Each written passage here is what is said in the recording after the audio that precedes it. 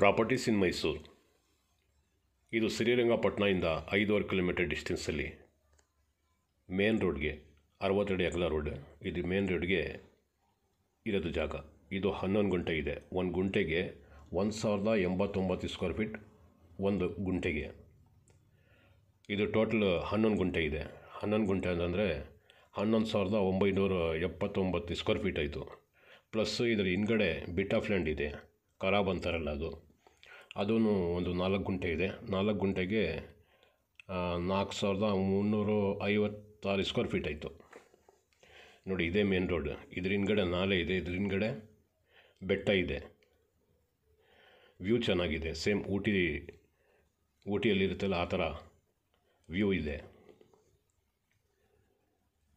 ಇದ್ರದ್ದು ಬೆಲೆ 6 ಲಕ್ಷ ರೂಪಾಯಿ ಒಂದು ಗುಂಟೆಗೆ ಹೇಳ್ತಾರೆ. ಟೋಟಲ್ ಅಮೌಂಟು 66 lakh rupees ಆಗುತ್ತೆ. ನೋಡಿ, ವ್ಯೂ ಪಾಯಿಂಟ್ಗೆ ಹೋಗಿ ನಾನು ಅಲ್ಲಿಂದನೂ ತೋರಿಸ್ತಾ ಇದ್ದೀನಿ. ನೇಚರ್ ಭಾಳ ಚೆನ್ನಾಗಿದೆ, clear ಟೈಟ್ಲಿದೆ.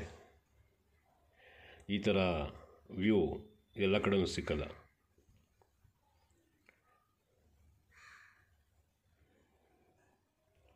Bengaluru Mysuru ಹೈವೇಯಿಂದ 1 kilometre distance ಅಷ್ಟೇ.